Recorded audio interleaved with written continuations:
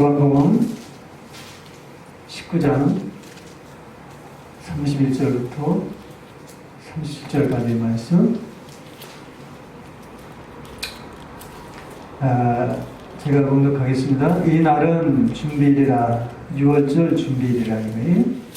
유대인들은 그 안식일이 큰 날이므로 그 안식일에 시체들을 십자가에 두지 아니하려 하여 빌라도에게 그들의 다리를 꺾고 시체를 치워달라 하니, 군인들이 가서 예수와 함께 못 박힌 첫째 사람과 또 다른 사람의 다리를 꺾고 예수께 이르러서는 이미 죽으신 것을 보고 다리를 꺾지 아니하고, 그 중 한 군인이 창으로 옆구리를 찌르니 그 피와 물이 나오더라. 이를 본 자가 증언하였으니 그 증언이 참이라. 그가 자기의 말하는 것이 참인 줄 알고 너희로 믿게 하려 함이라. 이 일이 일어난 것은 그 뼈가 하나도 꺾이지 아니하리라 한 성경을 응하게 하려 함이라. 또 다른 성경에 그들이 그 찌른 자를 보리라 하였느니라. 아멘. 거룩하신 하나님 아버지, 이 부족한 종의 입술을 주장하셔야 할 줄로 믿습니다. 성령님께서 친히 이 귀한 진리를 깨닫게 해주시고, 듣는 자나 전하는 자가 함께 주님을 좀 더 알아 이 악한 세대 가운데서 의로운 길 십자가의 도를 걷기에 조금 더 부족함이 없도록 붙잡아 주시옵소서. 예수님의 이름으로 기도드리옵나이다. 아멘. 정말 지금 세상은 하루하루 살아가는 게 기적이에요. 미세먼지는 점점 더 심해지고, 요새 오미크론이라는 전염병이 창궐하고 있고, 세계는 바짝 긴장하고 있는 가운데 있고, 또 많은 사람들이 하다못해 의학계에서도 과연 이 전염병을 막을 수 있을까? 확답을 주지는 못하고 있습니다. 이 미세먼지라는 것은 사실은 매개체와 같은 거예요. 이 오염 가운데에서 일어나는 이 미세먼지나 여러 가지 이 불순물들은 이 전염병을 매개할 수 있는 매개체와 같은 역할을 하고 있기 때문에 앞으로 어떤 전염병이 또 창궐할지 참 두렵기만 합니다. 정말 이럴 때일수록 우리가 좀 더 깨어있는 신앙, 정말 삶과 죽음 사이에 그 경계점에 있다라는 사실을 알고 깨어있는 신앙을 좀 견지해야 됩니다. 세상의 문화와 또는 조류에 휩쓸려 가지고 이렇게 가는 것은 참 어리석은 것 같아요.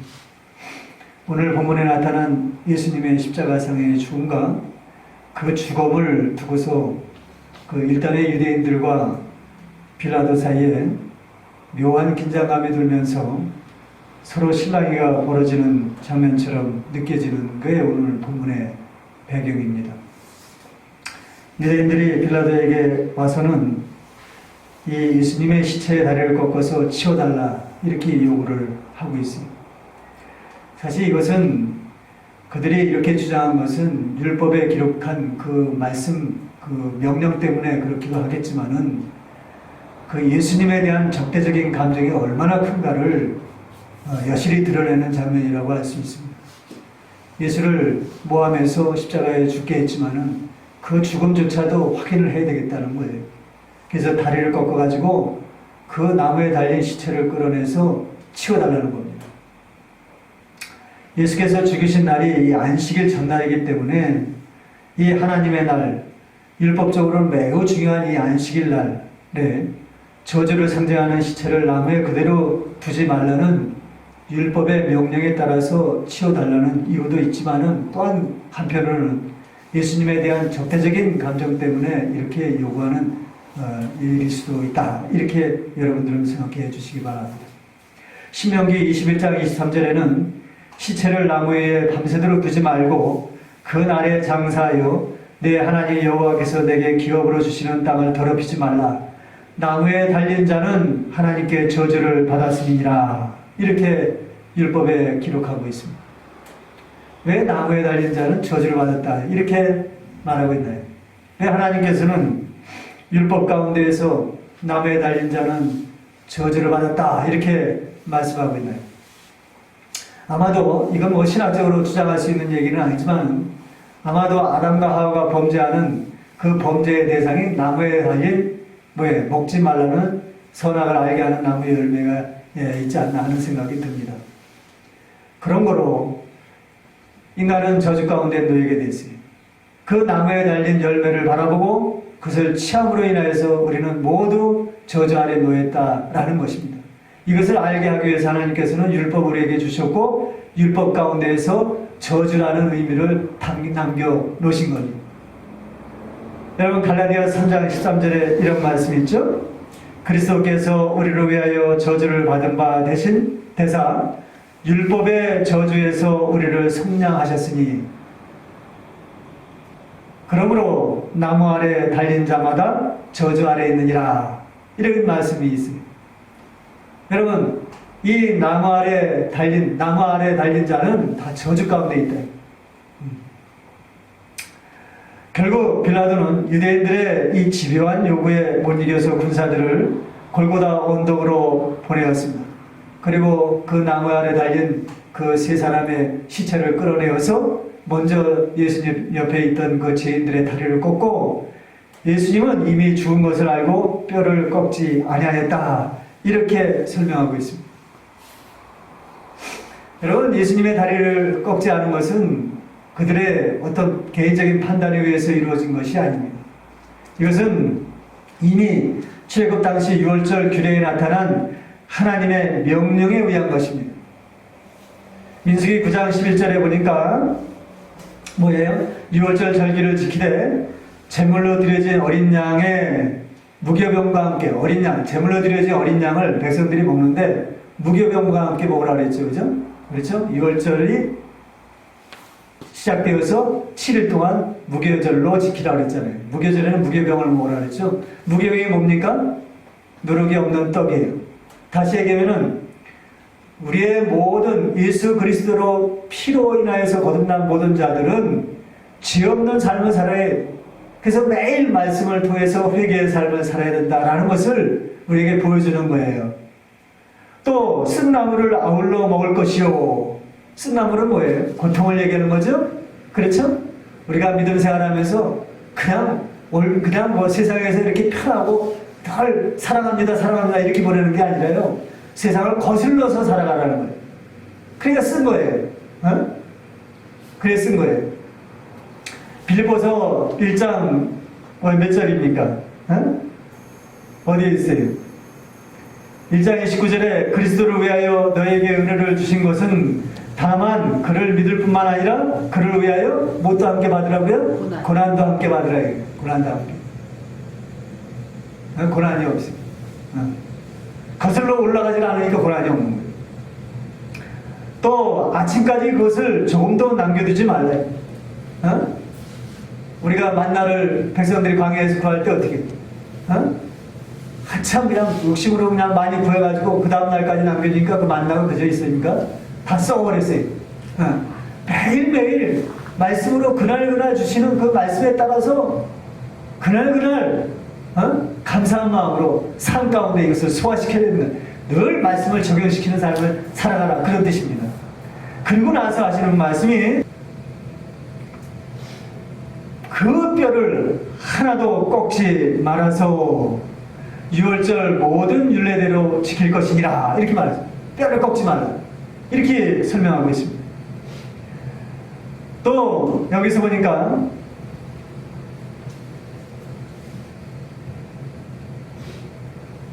요한 사도는 36절에 이것을 증명하듯이 어떻게 예수님께서 이 시체의 뼈를 꺾지 아니한 것은 그냥 이루어진 것이 아니라 바로 성경을 응하게 하려 한 것이니라 36절에 기록하고 있죠.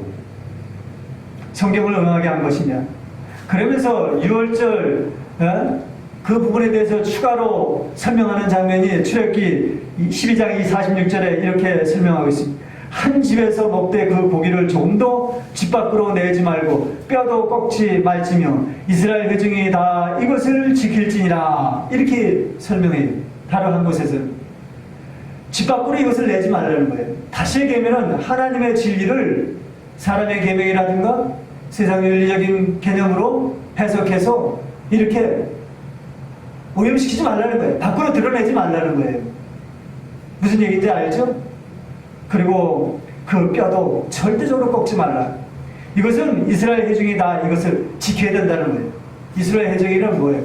모든 믿는 모든 하나님의 택함 받은 백성은 이거를 분명하게 지켜야 된다. 응? 여러분, 그러면 뼈가 뭡니까? 여러분 생각해 봤어요? 뼈가 뭘까? 한번 생각해. 뼈가 뭐예요? 응? 예수님께서 십자가에 죽으시고 그 뼈를 꺾지 않았다. 이 의미라는 뭔가? 여러분, 오늘은 이 문제에 대해서 좀 알아보고자 합니다. 예수님이 십자가에 죽으시면 곧 우리의 구원이 됩니다. 이는 구원받기 위해서 교회에 나오는 모든 자들은 예수님께서 십자가에 죽으심이 구원이라는 것은 설명드리지 않아도 잘 알 것입니다. 그래서 오늘은 예수님의 십자가의 의미를 살펴보기보다는 그 의미를 어떻게 지켜나가느냐에 대해서 말씀에 초점을 맞춰서 증거하고자 합니다.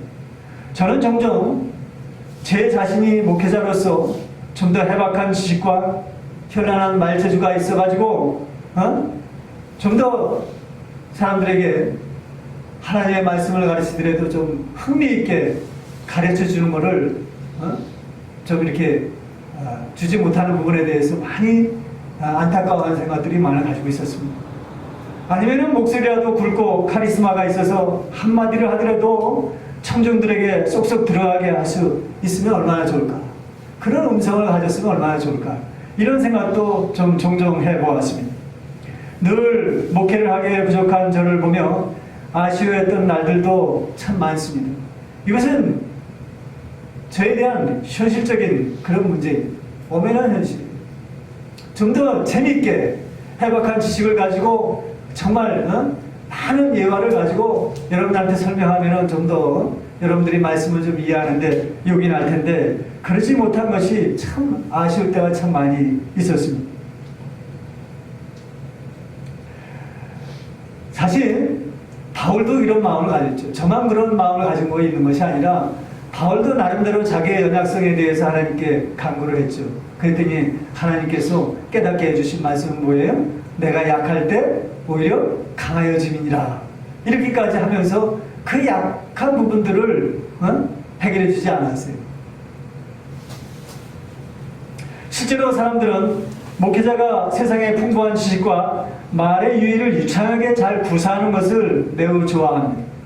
그래서 대부분의 교인들이나 이런 분들이 또 교회에서 목회자들을 평가하거나 교회를 선택할 때 그가 얼마나 박식한가, 또 외적으로 굉장히 좀 이렇게 단정하고 멋져 보이는가, 또 얼마나 설교에 감흥을 주고 윤리적인 덕을 세우는지를 먼저 따져보고 선택을 하게 됩니다. 이러다 보니까 교회에 청빙받는 목회자들은 대개 인류대학 출신이거나 아니면은 미국이나 영국 같은 그런 선진국에서 신학을 하고 박사학위를 받는 그런 소위 유학파들이 대개 보면 교회에 청빙을 받아서 나갑니다. 물론 다 그런 것은 아니겠지만은 그러나 이것은 부인할 수 없는 불편한 진실이에요. 여러분, 신학에 무슨 박사가 필요하겠습니까? 저는 뭐 내가 열등감에 의해서 말씀드리는지 몰라도 신학에 무슨 박사가 있을까요? 목회 사역에 성경 말씀에 능통하고 기도를 많이 하고 성령 안에서 가르치면 되는 것이지 왜 목사가 필요할까? 이런 생각도 좀 가져보기도 했어요. 물론 뭐 신학교에서는 문교부에서 인정하는 그런 일정한 기준이 필요하니까 박사학위가 필요하겠지만은 이스라엘에서 목회하는 목사가 왜 박사가 필요한지 난 그거는 좀 의문이에요. 그러다 보니까 저 같은 나이 들고 박식하지 못하며 기어 들어가는 목소리에 언변도 없는 자는 어디 한 것도 오라는 것도 없고 알아주는 것도 없어서 시름시름 하다가 목회를 포기하다 하는 것이 다반사입니다. 그래서 뭐 내가 졸업할 때도 한 120명, 우리 저 천안에 있는 그 신학교에서도 한 120명. 그래도 경쟁이 좀 있어가지고 저 들어갈 때만 해도 와 2.5대 1 이렇게 됐었어. 근데 그 많은 사람들이 목회를 하냐? 그렇지 못합니다. 아주 극소수만 현직에 남아있는 그런 정도예요. 나이 든 사람들은 좀 더 어렵죠. 그런 상황에서. 그렇다고 해서 제가 생명처럼 여기는 이런 복음의 사명을 포기한 것도 아닙니다. 개척을 하니까 어떻습니까? 이미 지금 시대는 변화돼서 교회는 양치기 소년과 같은 세상의 신뢰를 얻지 못하는 상황이 되어가지고 개척은 점점 더 어려워진 그런 상황에 놓여 있습니다. 그러다 보니까 매일매일이 극복할 수 없는 그런 장벽에 놓여 있는 것만 같습니다. 어떤 때는 솔직히 늘상 열매가 없는 것 같은 실망스러운 생각이 몰려오면은 한없이 낮아지는 그런 자존감을 물리치기가 참 어려워요. 솔직한 심정이 그렇습니다. 어쩌다 이런 침통한 생각을 주체할 수 없어서 좀 위로가 될까 싶어 비교적 자립된 교회에 청빙을 받아서 목회를 하고 있는 젊은 동기 목사님께 부러운 반, 부끄러운 반 해서 전화를 통화를 하면은 어떻습니까? 그분들 나름대로 어려움이 많더라고요. 제가 위로를 받기보다는 어떤 때는 제가 위로해 줄 때가 많아요. 왜냐하면은 그 목회를 하고 있지만은 부럽기는요. 저는 사실 속으로는 그래요.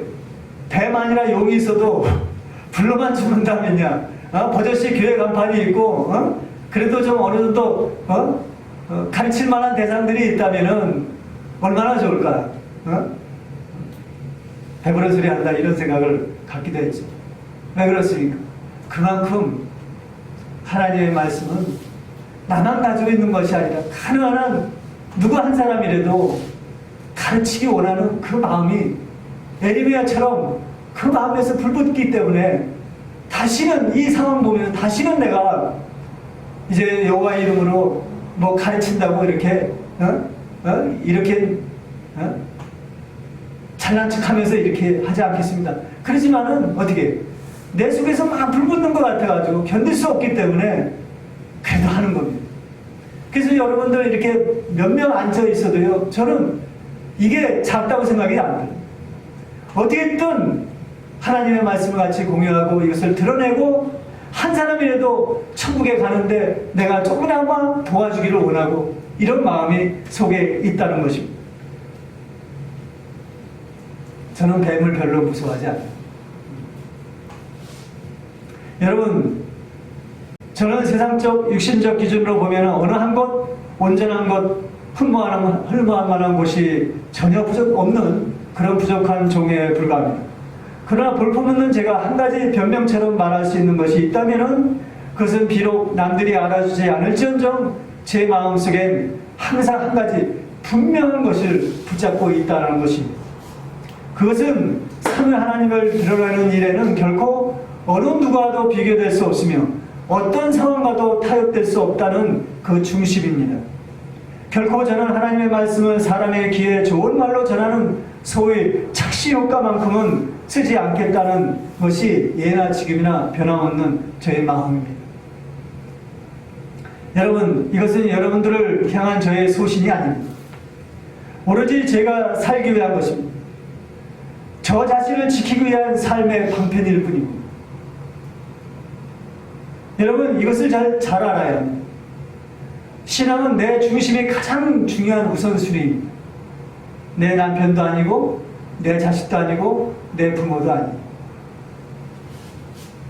이는 여호수아가 백성들에게 가나안 땅 분배를 어느 정도 마무리하고 자신의 생을 마치면서 유언처럼 남긴 그 말에서 우리는 그 의미를 찾아볼 수가 있습니다. 여호수아서 24장 14절에 이제는 여호와를 경외하며 온전함과 진실함으로 그를 섬기라.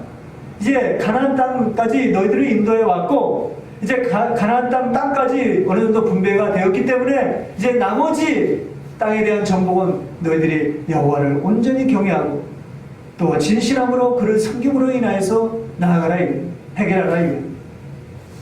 너희의 조상들이 강 저쪽과 애굽에서 섬기던 신들을 치워버리고 여호와만 섬기라. 만일 여호와를 섬기는 것이 너에게 좋지 않게 보이거든 너희 조상들이 강 저쪽에서 섬기던 신들이든지 또는 너희가 거주하는 땅에, 이 가나안 땅에 있는 아모리 족속의 신들이든지 너희가 섬길 자를 오늘 택하라. 오직 나와 내 집은 여호와를 섬기겠노라. 믿고 안 믿고는 여러분들의 자신의 문제란 말이에요. 너희들이 가고 안 오고는 너희들의 문제예요. 그러나 나는 너희와 상관없이 여호와만을 섬기는 일에 한치도 물러서림이 없을 것이라는 여호수아의 그 견고한 믿음을 읽을 수가 있는 장면입니다. 여러분, 말씀의 착시 효과는 외적인 것만을 추구하는 곳에서 나타납니다. 사단은 외적인 것을 이용해서 역사란 지난 시간에 말씀드린 대로 인간적인 모든 것을 추구하는 데서 나온다고 할 수가 있습니다. 어떤 인간, 나는 인간이에요. 그러나 인간적인 나의 모든 부분들에서 이 착시 효과는 나타나는 거예요. 왜 그렇습니까? 시편 39편 15절에 나의 일생이 주의 앞에서는 없는 것과 같고 사람마다 그 든든히 선 것도 진실로 허사뿐이라, 이렇게 노래하고 있습니다. 허사라는 거예요. 인생 자체가 허세예요. 그래서 인간적인 모든 것들을 추구하는 것에서 말씀의 착시 효과가 나타난다는 것이에요. 사실 인간적인 모든 것들은 뭔가 눈에 보이는 것처럼 느껴지지만 실상은 허상이고 우상입니다. 그것은 결코 하나님의 것을 드러내지 못합니다. 이것을 증명하듯이 이스라엘 백성들은 어떻습니까? 여호수아가 죽자마자 가나안 족속들의 화려함, 그들의 문화, 그들의 어떤 눈에 보이는 그런 현란함, 이런 것들을 쫓게 됨으로 인하여서 배교적인 사사시대로 접어들고 말았던 것입니다. 이에 대하여 바울은 고린도후서 4장 18절에 이렇게 전하고 있죠.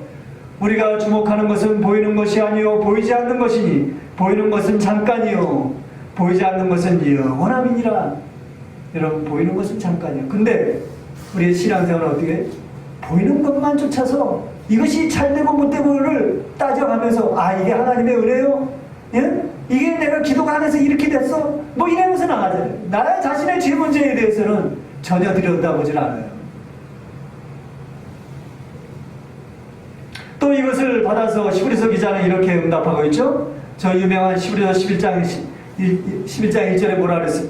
믿음은 바라는 것들의 실상이요 보이지 않는 것들의 증거니 선진들이 이로써 증거를 얻었느니라. 그래서 쭉 나와요. 아브라함을 비롯해서 이삭을 비롯해서 야곱을 비롯해서 위에 또 노아를 비롯해서 쭉 나오지 않습니까? 그들은 어떻게 신앙생활을 했습니까? 노아는 어떻게 해서 산에다가 배를 지었습니까? 보이지 않는 것들을 추구했기 때문에 그런 거 아니에요? 그렇죠? 너무 인생사에 매달리면서 신앙생활을 해요. 굵게 수놓은 석삼자를 단 가운을 입고 강대선에 나타난 그 목사님, 박사학위를 받으면 여기 딱 이렇게 일자가 이게 세 개가 딱 그려지죠, 그죠? 그렇죠? 이 가운을 입고 나타나. 그러면 뭔가 믿음이 출중해 보이고, 뭔가 해박해 보이고, 뭔가 있어 보이고, 경우에 따라서는 그런 목사님을 모시고 있는 내가 자랑스러워져 보이고, 외부적으로는 내가 굉장히 거룩해 보이고, 나아 보이고, 착해 보이고, 외부적으로 자기 자신을 분장하기에 요긴한 것처럼 보이지만 실상은 회칠한 무덤처럼 그것이 자신을 기만에 빠지게 하고 교만을 숭배하는 우상에 빠지게 한다는 것을 정작 본인은 알지 못하고 있습니다. 여러분, 영국에서 신학박사 학위를 받았다고요? 깨어있는 자는 다 압니다. 영국과 유럽은요, 이미 1900년대 이전, 그러니까 20세기 이전에 세속화되었어요. 교회는 식물인간이 되어버렸어요. 죽은 지 오래입니다. 거기서 신학박사 학위를 받아왔어요. 미국에서 신학박사 학위를 받아왔다고요? 여러분, 미국과 카나다는요, 1900년대 초에 이미 자유주의로 물들었어요.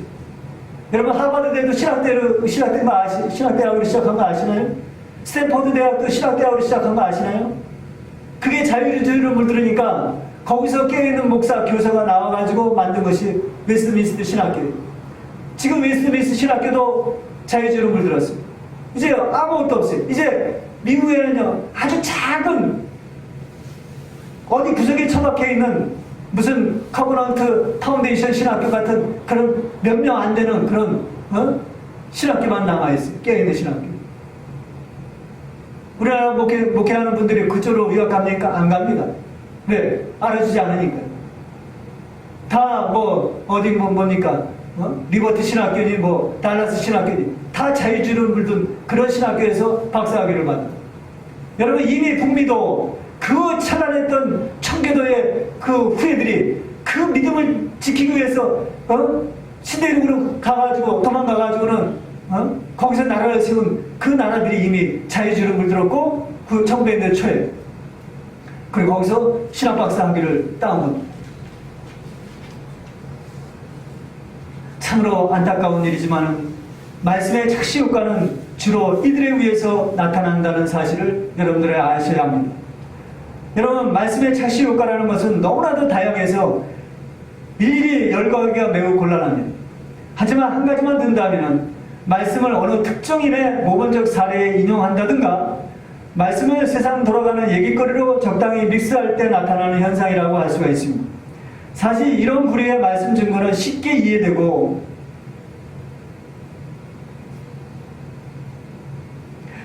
청중들의 마음에 감동을 주고 뭔가 신앙의 깨달음과 삶의 도전을 주는 것처럼 느껴지기도 합니다. 저는 이것을 부인하지 않습니다. 무엇보다도 우리가 예배를 시작하기 전에 준비된 마음, 즉 죄에 대한 탄식과 말씀을 사모하는 겸비된 마음이 없어도 쉽게 감동을 받을 수 있다는 점에서 더없이 좋습니다. 그도 그럴 것이 그저 잘 되면 하나님의 축복이요 안 되면 마귀의 역사라고 이렇게 넘겨짚으면 그만이기 때문에 얼마나 쉽습니까? 얼마나 마음에 다가옵니까? 여러분, 어느 특정 교단을 제가 말할 수는 없지만은 모든 게 막 마귀의 역사라고 막 그러죠. 그렇죠? 병 걸린 것도 마귀의 역사, 모든 게 다 마귀의 역사예요. 그래서 여러분 가슴에 손 대십시오. 내가 기도해주면은 이 더럽고 추악한 마귀의 역사가 물러갈 것입니다. 그럴 수도 있습니다. 그러나 거기에는 하나님의 말씀이 온전하게 자리 잡고 그걸 통하여서 세워지는 것이 없다라는 거예요. 설교자의 매끈한 재담에 심취하다 보면 고개가 절로 끄덕여집니다. 그러나 여러분, 이것이 자기도 모르게 틀에 박힌 신앙, 경건의 모양은 있으나 경건의 능력은 없는 신앙으로 굳어져 간다는 것은 본인 스스로는 몰라요. 여러분, 이것을 명심해야 합니다. 여러분, 생각해 보십시오. 대개 사람들은 교회에 들어와 목사로부터 전해지는 말씀을 통해서 세상살이에 지쳐 있는 이 마음을 뭔가 위로와 용기와 세상 살아갈 지혜를 얻고자 찾아옵니다. 당연하죠. 그렇죠. 그러나 그 자체만으로도 우리는 이 신앙의 목적이 자신의 필요를 채우기 위한 것이었다는 사실을 고백해야 합니다. 정작 내려놓음이 없는 거예요. 나의 필요는 있지만은 나의 내려놓음이 없어요. 그러다 보니까 행위나 들려지는 말씀에 조금이라도 뭔가 채워지는 것 같은 느낌이 들면은 이것을 깨달음이라고 착각하는 거예요. 이걸 깨달음이라고 착각하는 겁니다. 그래서 이런 사실을 잘 알고 교회들은 어떻습니까? 예배를 굉장히 강조하고 또 가시적인 교회를 거룩한 성형으로 인식하도록 유도를 하고 있습니다. 그래야지 많이 되거든요. 로마서 12장 1절에 나타난 바와 같이 이 은혜 시대의 예배란 궁극적으로 그 삶 자체에 있음에도 불구하고 또 교회란 거듭난 회중들의 모임이라는 거룩한 가치를 상실하고 어떻게 해요? 오늘날 교회는 점점 더 우상화되어 있어요. 또 구약시대의 제사만큼이나 오늘날 이 예배는 특별한 지위에 올려놓고 강조하고 있는 상황이 되어버렸습니다. 죄에 대한 성찰과 마음의 할례의 초점은 너무나도 흐릿해졌어요. 여러분, 죄에 대한 고백을 하고서 예배에 참여합니다.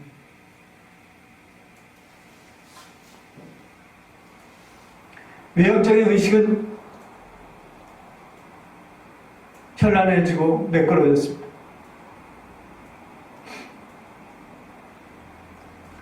예배 가운데 오만 가지 프로그램들이 난무하는 가운데 있습니다. 여러분, 이것은 곧 우상입니다.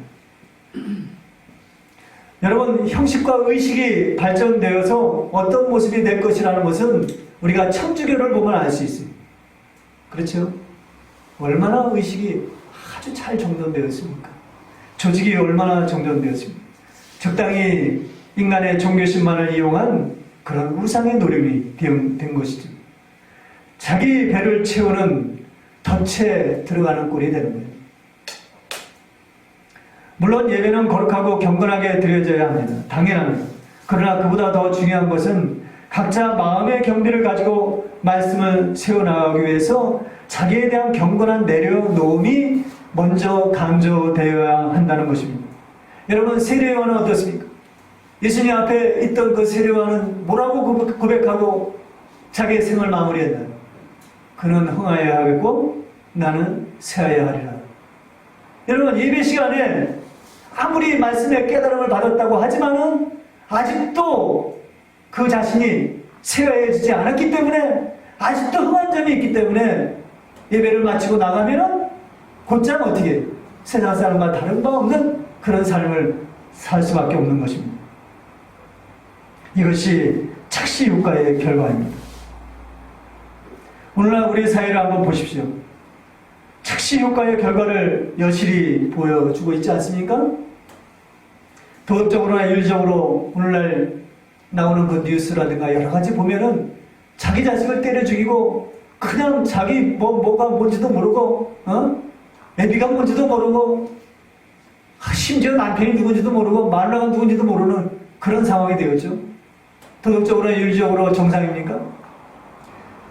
교회가 제일 많은 나라임에도 안 좋은 통계는 모두 다 1, 2위를 달리고 있어요. 자살률, 이혼율, 낙태율 다 1, 2위를 달리고 있어요. 왜 그렇습니까? 아이러니하게도 제가 늘 사람의 계명이라고 정죄했던 수많은 곳에서 말씀을 인용한 윤리나 도덕적인 개념들을 강조하는데도 왜 이렇게 될까요? 무엇이 문제입니까? 여러분, 말씀을 세우지 않는 모든 종교적인 의식은 죄를 깨닫게 하기보다는 자기 기반 위장수를 더해준다는 것입니다. 이것을 보여주는 것입니다. 여러분, 다른 종교지만 한번 불교를 봐요. 불교는 어떻습니까? 맨날 색즉시공 공즉시색 맨날 문형을 외치고 있지만은 그들 속에 한번 들어가 보세요. 어떻습니까? 이건 얘기 안 해도 뻔히 아는 얘기 아니에요. 진정한 경건과 거리가 먼 우리 이런 종교 생활에 빠지지 않도록 우리는 조심해야 된다는 것입니다. 물론 신앙도 사람 사는 얘기입니다. 사랑과 헌신의 모범적인 사례를 들으면은 감명을 주고 용기를 주는 것은 당연한 것입니다. 그러나 분명한 것은 삼위 하나님의 속성을 아는 것에는 뭔가 알맹이가 빠진 2% 부족한 신앙생활을 하는 이런 모습들이 이것이 계속 이어지다 보면 여전히 변화되지 못하고 딱딱하게 굳어져서 손 마른 자, 38년 된 병자와 같이 문득병자 걸린 사람처럼 안진뱅이처럼 이런 영적 장애인이 되고 만다는 것이, 여러분, 말씀을 세운다는 것은 뭡니까? 말씀을 통해 삼위 하나님의 실체가 나의 모든 것이 되는 거예요. 나의 인생의 모든 내 인생을 지탱하는 그 기둥이 되는 겁니다. 이것은 삼일체, 이 우리가 하나님의 말씀을 우리가 늘 가까이 하죠. 하나님의 말씀은 그냥 말씀이 아니에요. 삼일체 하나님의 구도가 거기에 세워져 있는 겁니다. 이거를 발견할 때 내 삶의 뼈대가 세워지는 겁니다. 이것이 없어요. 여러분, 어디 가서 삼일체 하나님에 대해서 물어보세요. 삼일체 하나님에 대해서 아는 것이 있나? 없어요. 여러분, 꾸준히 말씀을 상고하고 기도할 때 이것이 주어지는 겁니다.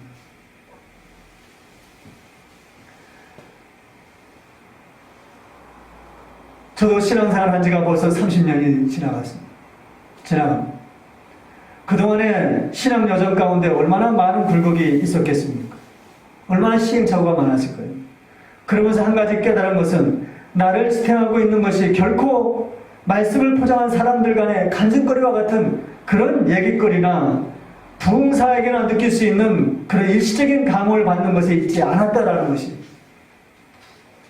저는 처음 예수님을 믿고 나의 삶은 그 좌표가 완전히 달라졌습니다.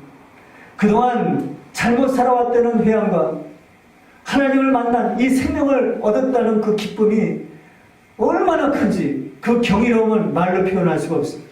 매일 회개의 눈물을 흘리면서 몇 날 며칠을 보냈습니다. 수개월 동안, 한 1, 2년 동안은 발이 땅에 닿지 않을 만큼 기쁨으로 살아갔습니다. 그러나 시간이 좀 지나자 이 평안과 그 기쁨은 그냥 주어지는 것이 아니라 거기에는 뭔가 수고가 필요하고 뭔가 끊임없는 공급이 필요하다는 걸 알았어요. 이게 계속 유지되는 게 아니었어요. 그래서 이 교회 저 교회 찾아다니면서 말씀 듣기를 원했습니다. 그러나 채워지지 않았습니다. 왠지 잘은 몰랐지만, 그 당시에는 몰랐지만 이 말씀을 깨달아지지가 않았어요. 차라리 혼자 골방에 들어가서 말씀을 보고 하나님께서 깨달아주는 그 기쁨 가운데에서 회개의 눈물이 흘러나오곤 했습니다. 뭔가 이상했습니다.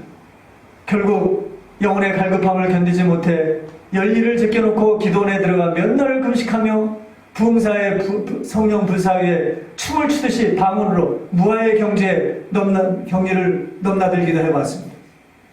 소나무 뿌리가 뽑힐 정도로 응답이 있을 때까지 힘써 부르짖기도 했습니다. 그리고 큰 은혜를 받았다는 생각으로 산을 내려오기도 했지.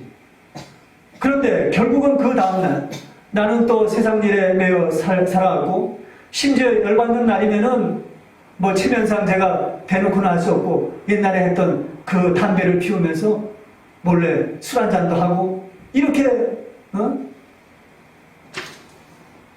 다시금 세상과 방불한 삶을 살 때도 있었습니다.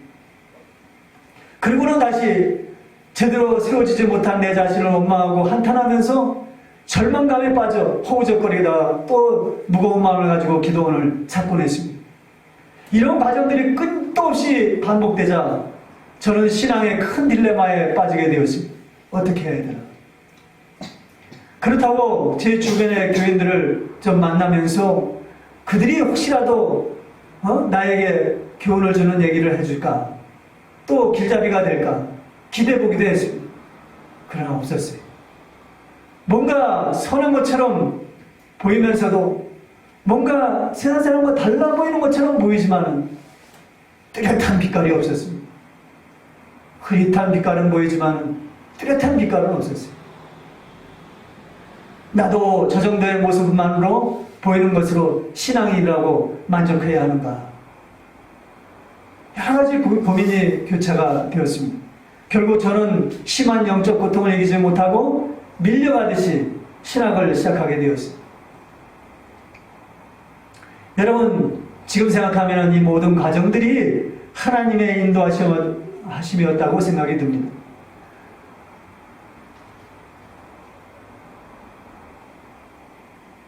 그리고 제가 첫 신학교에서 3년 동안 산속에서 말씀과 기도의 삶을 통해 깨달은 것은요, 그렇게 특별한 것이 아니었습니다. 내 인생만큼이나 그렇게 복잡한 것이 아니었어요. 우리는 신앙을 굉장히 복잡하게 생각하죠. 그것이 아니었습니다. 그것은 나를 유지하는 힘이 오직 말씀의 뼈대에 있다는 것이었습니다. 이 뼈대가 중요해요. 이 뼈대를 심는 것이 굉장히 중요합니다. 여러분, 지금도 이 순간도 여러분들 흔들려요. 항상 흔들립니다. 그러나 이 뼈대가 있는 자와 뼈대가 없는 자는 틀려요. 여러분, 구속 역사에서 성경은 이것을 언약이라고 말씀하고 있어요. 언약이라는 건 계약을 얘기하는 거예요. 하나님과 인간 사이의 계약이에요. 여러분, 사회에서 계약이라는 건 뭐예요?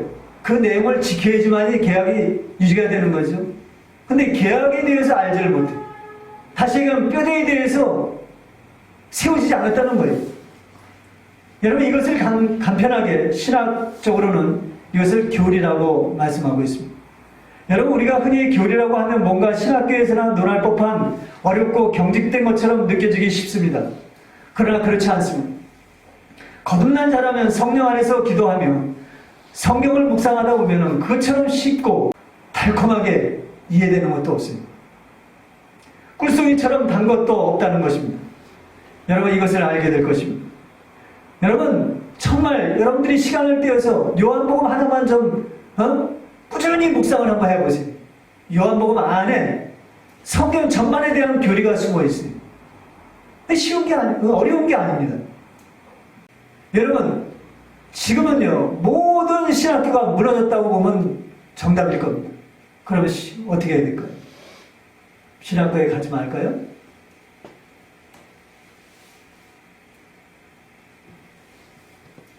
단지 내가 신학기간 동안 말씀과 기도에 전념할 수 있는 시간을 따로 가졌다는 것이 오히려 더 큰 의미가 있다는 것입니다.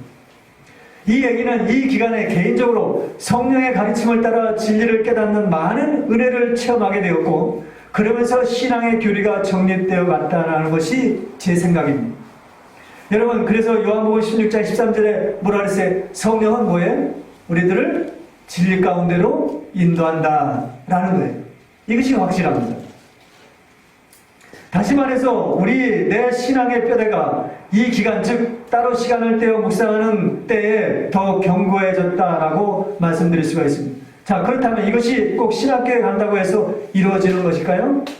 그것은 아니겠죠. 여러분들의 삶 가운데에서 각자 성령 안에서 말씀을 깊이 되새김질하고 내 마음의 지성소에 이 하나님의 언약, 이 뼈대를 견고히 세우겠다는 의지와 또 하나님을 사모하는 마음만 있으면 가능하다는 거예요. 여러분, 이것을 명심하시기 바랍니다. 여러분, 우리 신앙에 있어서 이 뼈대가 얼마나 중요한지는 누차 강조해도 부족함이 있습니다. 왜 그렇습니까? 36절에 한번 보세요. 하나님이 의도적으로 예수 그리스도의 그 죽음에 대한 뼈를 꺾지 않았다는 것으로 우리는 알 수가 있습니다. 이 뼈는 곧 삼위 하나님의 형상과도 같아서 거기에는 우리의 삶이 아무리 험난하고 풍전도와 같은 그런 시련이 닥칠지라도 결코 넘어가지 않는 하나님의 임재와 능력이 나타난다는 것입니다. 무슨 말씀입니까? 하나님은 이 뼈대를 매우 중요하게 여기고 이것을 통해 여러분들의 믿음을 연단하고 자신의 능력을 나타내서 하나님께서 우리와 사이에 언약한 이 약속을 하나도 잃어버리지 않느냐고 다 성취하겠다는 그 말씀이 그 뼈대 속에 있기 때문에 그렇습니다. 하나님은 변개하지 않으시는 하나님이십니다. 그래서 하나님은 육신의 뼈도 일정한 영양을 공급해 견고해지는 것처럼 우리들에게 끊임없이 영적 양식을 받아 먹기를 요구하고 있었던 것입니다. 이와 같이 영적 뼈대도 말씀을 통해 삼위 하나님을 더 선명히 깨달아가는 것만이 강해질 수 있다는 것입니다.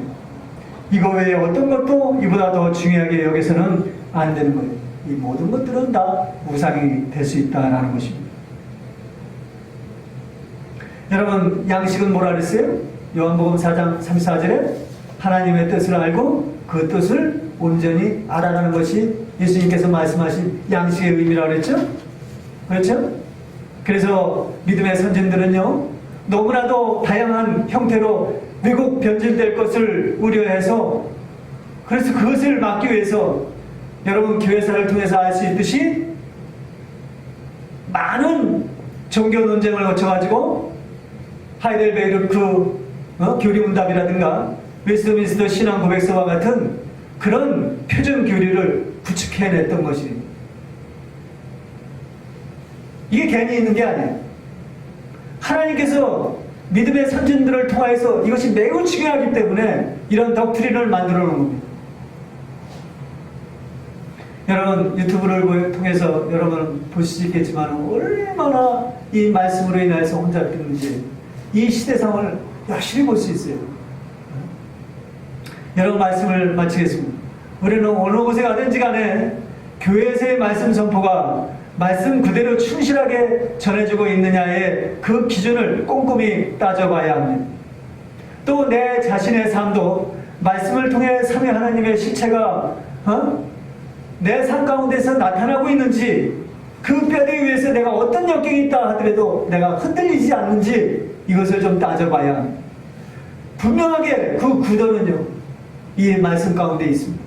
삼위 하나님은 이 하나님의 말씀 가운데 그 구도로 잡혀 있기 때문에, 그래서 말씀을 깨달으면 어떻게 되는 거예요? 요한 사도가 말씀한 것처럼 보는 바요, 만진 바요, 들은 바가 되는 거예요. 여러분, 하나님을 어떻게 보고 듣고 만질 수 있어요? 하나님 말씀을 통해서 그 두 구도가 내 삶 자체가 될 때 그것이 실체로 다가옵니다.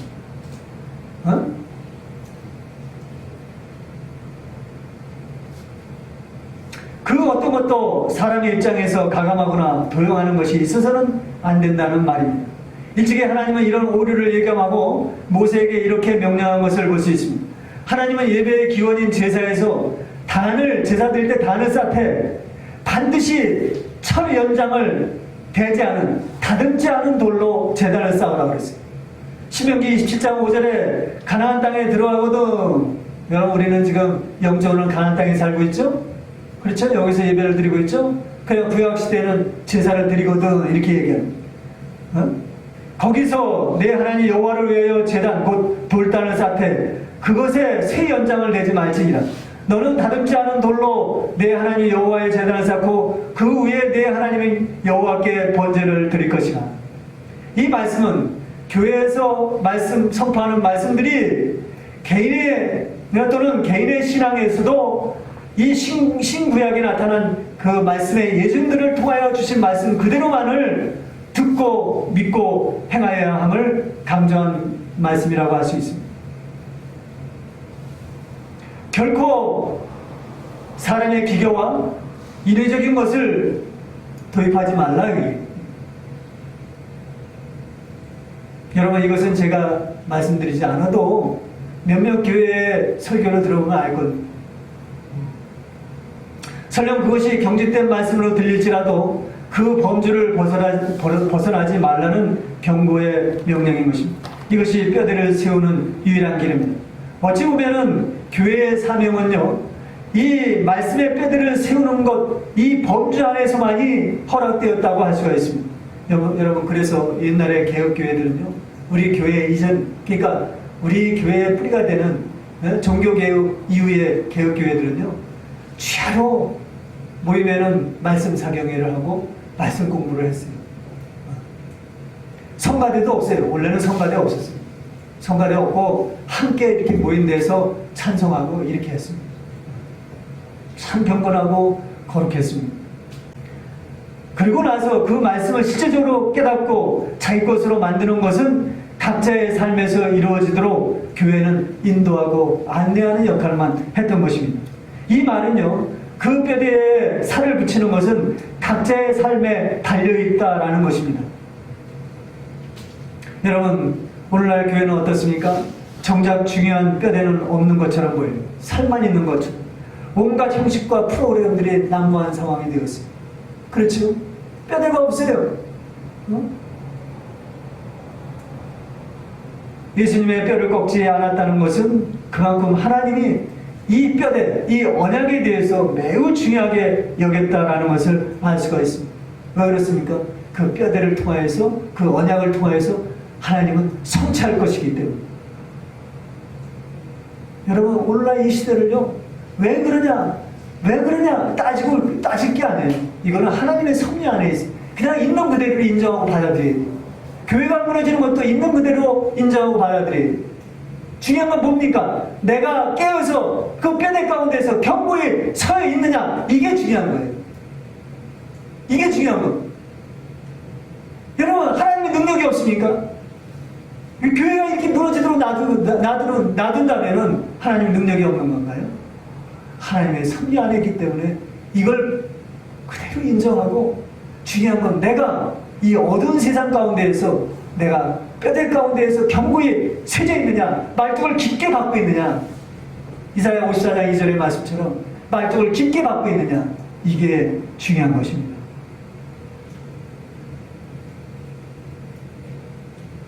여러분, 다시 한번 강조합니다.